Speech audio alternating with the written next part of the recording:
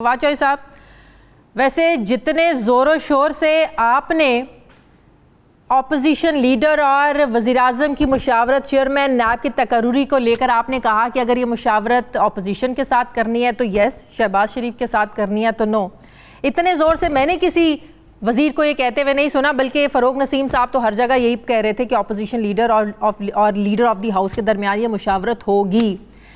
अब जितना एक मजबूत वॉइस है आपकी कैबिनेट में, प्राइम मिनिस्टर साहब आपकी सुनते भी हैं, मानते भी हैं, तो तासुर ये मिल रहा है कि सबसे ज़्यादा जोर आपने ही दिया है, सबसे ज़्यादा स्ट्रॉन्ग मशवरा आपका ही होगा इमरान खान साहब को ये कहने पे कि शहबाज शरीफ के साथ मुशावरत नहीं आप करें क्योंकि वो एक मुल्ज़िम है। क्या ये बात दुरुस्त है?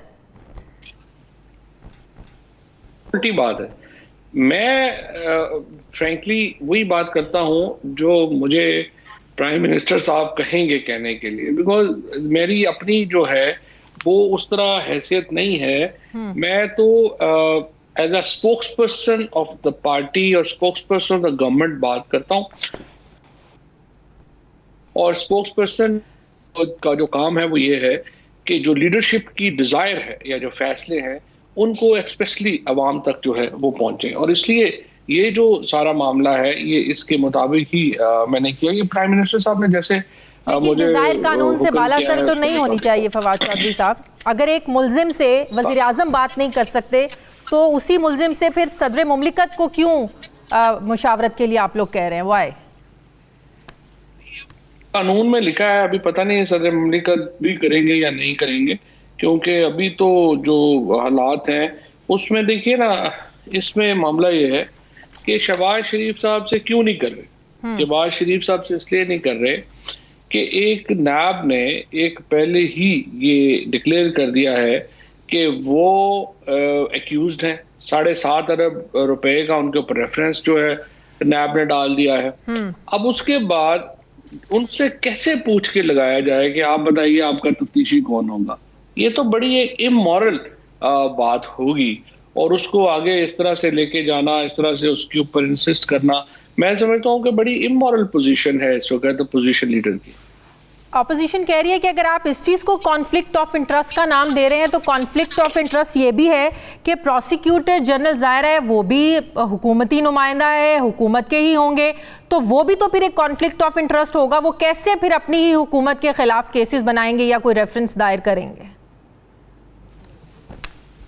जनरल तो हुकूमत का तो नुमाइंदा नहीं, प्रोसिक्यूटर जनरल जो हैं वो तो नैब लॉ के तहत लगे हैं और एक कानून के तहत लगे हुए हैं। वो हुकूमत के, उनका हुकूमत के उनके ऊपर कोई भी कंट्रोल नहीं, और अपोजिशन को दोबारा चाहिए कि कानून को पढ़े और फिर बात करें। तो अपोजिशन ये भी कह रही है कि ये एनआरओ है, सदर आप लोगों के अपने लिए एनआरओ है, सदर मुमलिकत को इख्तियार आप लोग दे रहे हैं कि मुतल्लिका हाई कोर्ट के चीफ जस्टिस से मुशावरत करें और फिर जजेस लगाएं, फिर आप लोग उनकी सैलरीज और पर्क्स दे रहे हैं जो हाई कोर्ट के जज के बराबर हों, कि इतने ज़्यादा इंसेंटिव्स दे रहे हैं, फैसले भी आप लोग अपनी मर्जी के मुताबिक लेंगे। तो वो कह रही हैं आप लोग अपने आप के लिए सब कुछ कर रहे हैं अपोजिशन को फिक्स करने के लिए।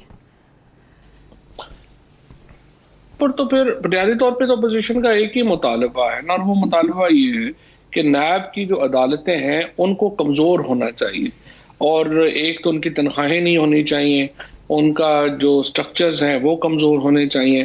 क्योंकि जिस तरह से आपने खुद ही अभी कहा, सदर ममलिकत की अपॉइंटमेंट तो फॉर्मेलिटी है ना, असल अपॉइंटमेंट तो चीफ जस्टिस कर रहे हैं, क्योंकि चीफ जस्टिस की कंसल्टेशन है। तो जब ये इसका मतलब इस क्रिटिसिज्म की मुझे तो सवाल इसके और कोई समझ नहीं आती कि एक्चुअली वो चाहते हैं अदालतें ना बने, और हमारा मुतालबा ही सिर्फ एक है, और वो ये है कि इनके केसेस जो हैं वो डे टू डे चलें। अगर बेगुनाह हैं तो वो बरी हो जाएं, अगर गुनाहगार हैं तो वो या जेल जाएं। हमें जेल भेजने में भी सच्ची बात ये कोई इंटरेस्ट नहीं है। हम चाहते हैं सिर्फ जो पैसे इन्होंने लूटे हैं वो पाकिस्तान को वापस करें, और उसके बाद वो जहाँ मर्जी जाए।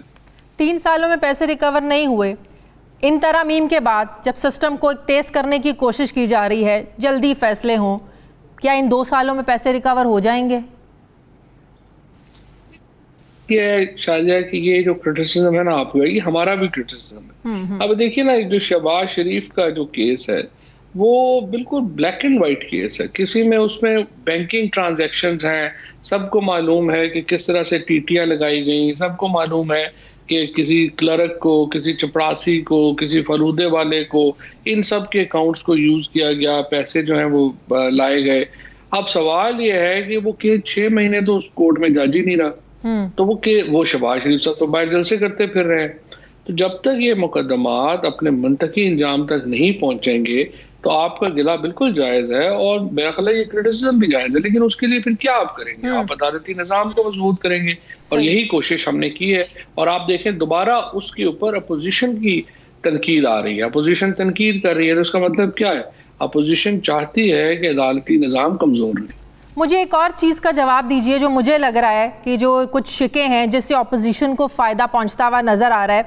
अब जो डिसीजन मेकिंग चाहे वो सूबाई सतह की है, वफाकी सतह की है या कमेटीज़ की है, इनके फोरम्स पर जो फैसले होंगे, चाहे वो गलती हो जाए, अगर आपने कोई फ़ैसला किया है कैबिनेट ने कोई काम करने के लिए लेकिन उसका नतीजा अच्छा नहीं निकला, लेकिन उसको नियत ये नहीं कहा जा सकता कि आप काम करना नहीं चाहते थे या करप्शन करना चाहते थे, वो भी नैब के दायरे इख्तियार से अब बाहर होगा।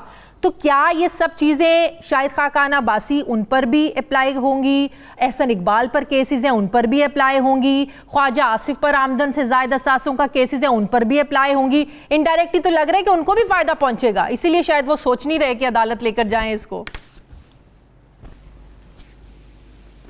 खैर ये तो अभी प्रोसिक्यूशन अपना जायजा लेगी और वो देखेगी कि इनको केसेस इन पे अप्लाई होते हैं या नहीं होते हैं। ये तो एक इंडिपेंडेंट प्रोसेस होगा जिसमें हमारा अमल दखल शायद इतना नहीं है, लेकिन मामला ये है कि ये एक मुतालबा था पाकिस्तान की बिजनेस कम्युनिटी का, और स्पेशली ब्यूरोक्रेसी में, कि जब फैसले एक फोरम के ऊपर हो रहे हैं जिसमें 8 लोग, 10 लोग, 12 लोग, फॉर एग्जांपल ईसीसी फैसला करती है किसी को सब्सिडी देने का, तो ये कलेक्टिव डिसीजन है। अब कलेक्टिव डिसीजन अगर गलत हो जाए तो उसको आप ये नहीं कह सकते कि वो बेईमानी के ऊपर है या सभी लोग जो हैं उसमें जो बैठे हुए थे उन्होंने बेईमानी कर दी।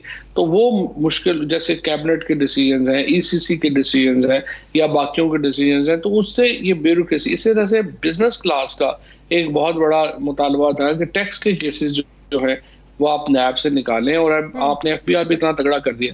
तो ये तो बिजनेस कम्युनिटी है या जो ब्यूरोक्रेसी है और जो हमारा एक तमाम इसके ऊपर तो कंसेंसस था कि हमें ये करना चाहिए, और उसी को मद्देनजर रख के ये किया गया। तो इसका मतलब ये हुआ चीनी स्कैंडल, आटा स्कैंडल, इन 3 सालों में, अब जैसे कि एलएनजी बड़ी तनकीद हुई, जब एलएनजी सस्ती थी तब मंगवानी चाहिए थी, जब एलएनजी महंगी हुई तब ऑर्डर्स किए, तो ये तो एक कौमी खजाने को नुकसान तो हुआ। तो इसका मतलब इन 3 सालों में वफाकी हुकूमत ने जो फैसले की या सूबाई हुकूमतों ने जो फैसले किए, अब ये नायब के दायरा इख्तियार में नहीं आएंगे, आप लोगों को छुट्टी मिल गई। अपोजिशन ये भी कह रही है कि आप लोगों की, इसीलिए तो आप लोग ये ऑर्डिनेंस लेके आ रहे हैं। तो कोई केस है ही नहीं है फ्रेंकली, और कौन सा, अगर अपोजिशन बता दे कि ये फलाना केस है जिसमें तहकीकात होनी चाहिए, या ये जो फलाना इंसिडेंट है इसमें फलाने लोग मुलव्वस हैं, तो हम तो तहकीकात के लिए तैयार हैं। वो अगर आप नहीं भी अप्लाई होगा, नहीं भी होगा, अब तो अप्लाई नहीं होगा वैसे, सबमिट करेंगे। नहीं, वही तो मैं अर्ज कर रहा हूँ ना कि अगर कोई है कानून, पहले तो केस हो ना, हमें केस बता दें कौन सा है, उसके मुताबिक फिर आगे रास्ता इख्तियार कर लेते हैं। हमारे तो जो लोगों के ऊपर भी केसेस हुए हैं उन्होंने कानूनी रास्ता इख्तियार किया। मतलब आप देखिए कि जहां जहां पे भी मामला आया है, आपने देखा है कि हमने केसेस की तरफ हम आगे बढ़े हैं और हमने एक पूरा प्रोसेस जो है उसको इख्तियार किया। क्या हुकूमत मौजूदा चेयरमैन नैब की एक्सटेंशन चाहती है? क्या प्राइम मिनिस्टर इमरान खान साहब के जहन में कोई और नाम है, या जब मुशावरत का मरला आएगा तो यही नाम वो सामने रखेंगे? इस चीज़ पर कोई डिस्कशन हुई? अगर हमारी को मेल ऑफ आईडी होती और हम अपोजिशन से मशवरा ना करना चाहते तो हम इसी ऑर्डिनेंस के अंदर जो है वो डाल देते और चेयरमैन नैब को 4 साल के लिए एक्सटेंशन दे देते, लेकिन हमने ऐसा नहीं किया।